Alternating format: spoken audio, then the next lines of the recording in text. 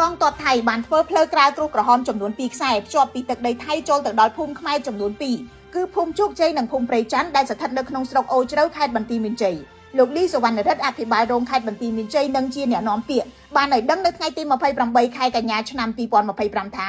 កាលពីសប្តាហ៍មុនទាហានថៃបានសាងសង់ផ្លូវដោយចាក់គ្រោះក្រហមប្រវែង400ម៉ែត្រភ្ជាប់ពីផ្លូវកៅស៊ូនៅភូមិបាននងច័ន្ទរបស់ថៃចូលទៅដល់ភូមិជោគជ័យរបស់កម្ពុជានៅ2ថ្ងៃចុងក្រោយនេះថៃបានបន្តសាងសង់ផ្លូវប្រវែង700ម៉ែត្រទៀតភ្ជាប់ពីភូមិបាននងយ៉ាកែវរបស់ថៃចូលទៅដល់ទឹកដីភូមិព្រៃច័ន្ទរបស់កម្ពុជា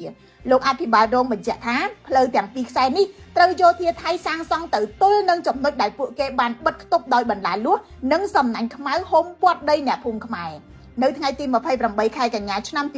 2025ទាហានថៃក៏បានលើកផ្លាកសញ្ញាធំចំនួន2ដែលបែរមុខចូលទៅប្រទេសកម្ពុជាផ្លាកមួយព្រមានពលរដ្ឋខ្មែរកុំឲ្យចូលទឹកដីថៃដោយគ្មានការអនុញ្ញាតនិងមួយទៀតហាមមិនឲ្យពួកគេកាន់កាប់ធនធានបរិស្ថានរួមទាំងស្រែចម្ការដែលថៃអះអាងថាជារបស់ខ្លួននិងបានគំរាមកំហែងដាក់ទណ្ឌកម្មផ្លូវច្បាប់ចំពោះការបំពាននេះបើយោងទៅតាមលោកលីសវណ្ណរិទ្ធសារព័ត៌មានក្នុងស្រុកថៃបានរាយការណ៍បន្ថែមថានៅក្នុងផ្លាកសញ្ញារបស់ថៃនោះអាជ្ញាធរថៃបានទុកពេល15ថ្ងៃឲ្យប្រជាជនខ្មែរក្នុងភូមិទាំងពីររុះរើផ្ទះចេញមុនពួកគេចាត់ការតាមផ្លូវច្បាប់យោងតាមក្រសួងការបរទេសកម្ពុជាមានពលរដ្ឋខ្មែរចំនួន25គ្រួសារហើយដែលមិនអាចចូលផ្ទះសម្បែងនិងស្រែចម្ការរបស់ពួកគេនៅក្នុងភូមិព្រៃច័ន្ទនិងភូមិជោគជ័យហើយការគំរាមកំហែងរបស់ថៃនេះនឹងប៉ះពាល់ទៅដល់គ្រួសាររាប់រយទៀតដែលមានសមាជិកសរុបជាង1000នាក់កម្ពុជានិយាយថាថៃមិនអាចយកផែនទី1លើ50,000ដែលខ្លួនគូសជាឯកតោភាគីដើម្បីវាចយកទឹកដីកម្ពុជាបានទេនិងបានស្នើឲ្យអន្តរជាតិអន្តរាគមន៍